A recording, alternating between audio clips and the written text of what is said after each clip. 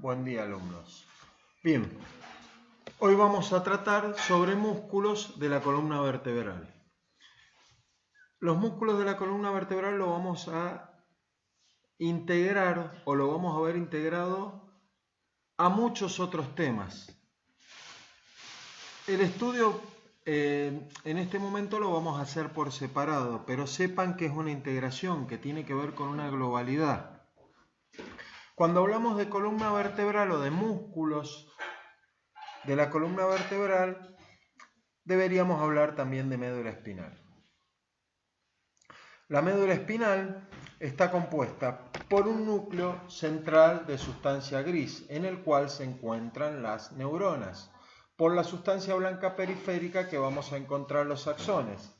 Esto un poco para recordar cómo se inervan los músculos, o la inervación nerviosa, porque un músculo sin su inervación nerviosa no es nada en sí mismo. De cada segmento muscular emergen las raíces nerviosas de los nervios espinales. Vamos a tener una raíz posterior que es sensitiva y una raíz anterior que es mixta. La fusión de ambas forma el nervio espinal. El nervio espinal es tanto sensitivo como motor. Emerge del conducto vertebral atravesando el foramen intervertebral. Una vez que lo hace, se divide en un ramo anterior mixto como también en un ramo posterior mixto. Cuando hablamos también de la columna o de los músculos de la columna, debemos hablar de los músculos del dorso. Vamos a tener unos músculos extrínsecos. Estos músculos extrínsecos tienen distinto origen embriológico a los músculos intrínsecos de la columna. En este caso no vamos a hacer mención específica de los músculos extrínsecos, pero lo explicamos a modo recordatorio. En cuanto a los músculos extrínsecos, que como decía anteriormente tienen distinto origen embriológico, encontramos el trapecio, dorsal ancho, elevador de la escápula, romboides mayor, menor, serrato, serrato menor, serrato póstero superior, póstero inferior, y vamos a hablar de dos grupos distintos, dos orígenes distintos musculares con inervaciones diferentes. Tanto los músculos extrínsecos del dorso como los músculos propios del dorso. Como decíamos anteriormente, tienen distintos orígenes embriológicos. Los músculos propios intrínsecos autóctonos del dorso van a estar inervados por ramos posteriores de los nervios espinales. Vamos a encontrar los erectores de la columna, los transversos espinosos, los músculos cortos, que los vamos a encontrar más a nivel profundo. Se van a ubicar de un plano superficial a un plano más profundo, como vamos a encontrar en un plano un poquito más superficial, el esplenio de la cabeza, el esplenio del cuello. Ya hablando de músculos propios o músculos intrínsecos, el ilio-costal, que va a tener fundamentalmente una función de inclinación lateral del cuerpo. A este músculo lo vamos a encontrar como una lámina fibrosa en forma romboidal, que cubre los músculos del dorso a modo de fascia toracolumbar. Recuerden las fascias musculares, ¿a qué tejido pertenecen? Cuando hablamos de fascias musculares vamos a hablar de tejido conectivo o conjuntivo, con toda la importancia que revisten las fascias. En un plano un poquito más profundo vamos a encontrar los transversos espinosos, semiespinosos, multífidos, rotadores. Ya vamos a hablar de funciones más específicas en cuanto a la postura. A modo de ejemplo debemos decir que los músculos intrínsecos de la columna, o esos músculos que están en planos profundos, que están bien pegados, que están bien cerca de las columnas, esos músculos pequeños van a ser los más responsables de la postura. Van a tener en cuenta o vamos a tener en cuenta los vamos a tener en cuenta cuando hablamos de propiocepción. Y estos músculos son los que más vamos a tener que trabajar, es decir, son los más importantes en este sentido. Con diferentes ejercicios como la plancha, ejercicios globales del tronco. Tradicionalmente, un sujeto cuando va al gimnasio trabaja los músculos que tienen que ver más con la estética, los músculos superficiales, en este caso sería el dorsal ancho, los romboides, los trapecios. Responden más a un sentido estético, pero en realidad no son los más importantes de trabajar y hay que trabajarlos de manera más integrada. Esto se logra a través de ejercicios funcionales bien aplicados, gimnasia postural y demás. Este no es el tema que nos atañe, pero es importante hacer mención. Bien, en cuanto a los músculos de los canales vertebrales, van a tener una acción integrada, fundamentalmente, una acción estática y una acción dinámica. La parte estática va a tener que ver con la postura. La parte dinámica, como lo dice la palabra, va a tener que ver con el movimiento. Cuando hablamos de postura y si nos introducimos en la postura, debemos decir que esta expresa los estados de ánimo. Hay diferentes corrientes de la postura. Muchas le van a atribuir causas emocionales, otras le van a atribuir directamente causas más morfológicas o somáticas. Lo importante en esto es ver las fuentes, ver el autor, ver que tenga un aval científico. Como les decía anteriormente, vamos a expresar mediante la postura, si lo vemos desde un punto de vista psicológico, pulsiones emocionales, estados de ánimo, sentimientos. Cuando hablamos también de la postura, debemos decir que el centro emocional está en el diafragma, unidad que habíamos visto anteriormente. Y si nos referimos a la postura, ahora estamos hablando de los músculos del raquis.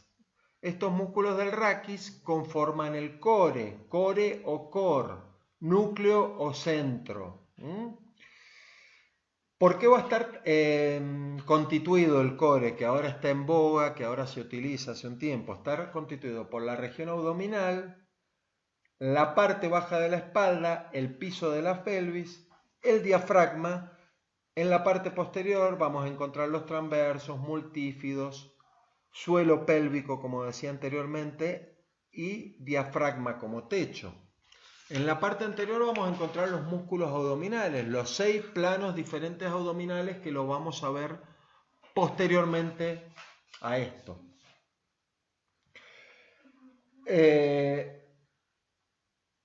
Bien, muchos autores nos van a hablar de la postura desde la neurociencia, desde nuestros estados de ánimo. Muchos dicen que no es algo estructurado. Bueno, como decía anteriormente, lo importante es dirigirse a las fuentes y tener una buena bibliografía que avale la corriente o lo que ustedes quieren seguir. Bien, en cuanto a los músculos de la columna vertebral, más específicamente vamos a hablar del esplenio de la cabeza. El esplenio de la cabeza se origina en las apófisis espinosas, desde la 7ª vértebra cervical a la 3ª torácica. Su inserción va a tener un origen occipital. Va a estar inervada por las ramas dorsales de los nervios raquídeos cervicales. Su acción va a ser extensor y rotador de la columna cervical. Extensor cuando trabaja bilateralmente y rotador hacia el mismo lado cuando trabaja unilateralmente. Esplenio del cuello va a tener un origen en las apófisis espinosas desde la 3ª a la 6ª vértebra torácica. La inserción va a estar dada por las apófisis transversas de las 3 vértebras cervicales superiores y la inervación en las ramas dorsales de los nervios raquídeos cervicales. Bien, la acción va a ser extensora cuando trabaja bilateralmente. y rotador hacia el mismo lado.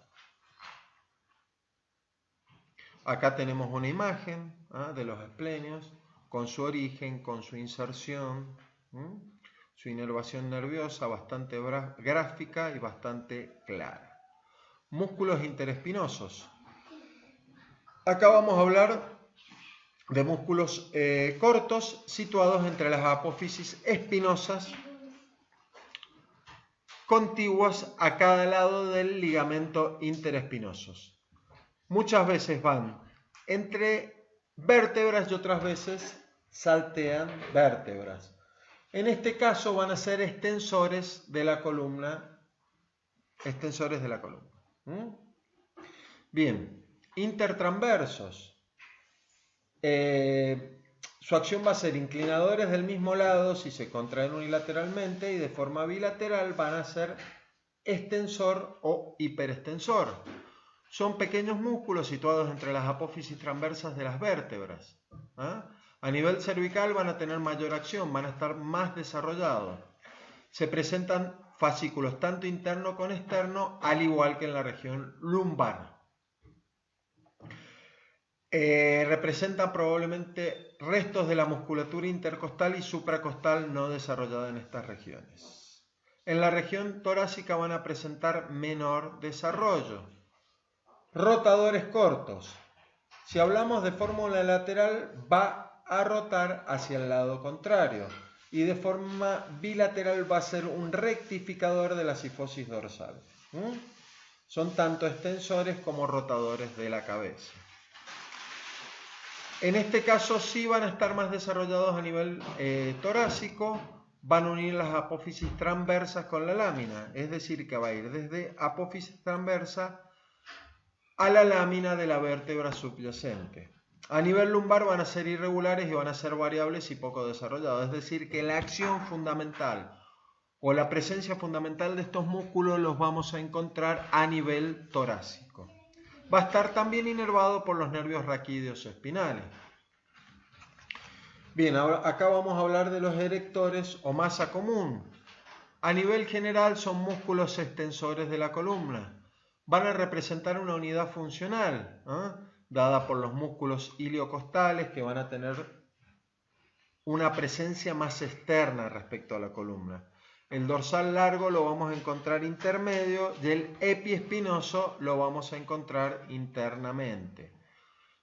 Es una masa muscular común que se va a originar en el sacro, apófisis espinosa de las vértebras lumbares, tanto como cresta ilíaca. Bien, estos músculos van a contar, como hablábamos anteriormente, de 3 porciones. También va a estar inervado por los nervios raquídeos o espinales. Los músculos transverso-espinosos son grupos musculares que se tienden desde las apófisis transversas a las apófisis espinosas de la siguiente vértebra. La inervación va a estar dada por los nervios raquídeos o espinales.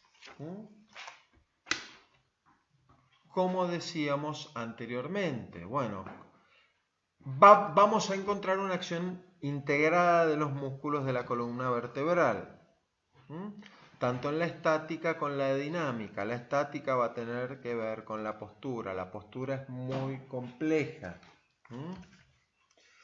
La postura también, y lo podemos mencionar rápidamente, va a tener que ver con los captores posturales. Estos son los sistemas vestibulares, ojo, articulación temporomandibular, piel y pie, como denominan algunos autores. Bueno, posteriormente esto lo vamos a integrar con abdominal.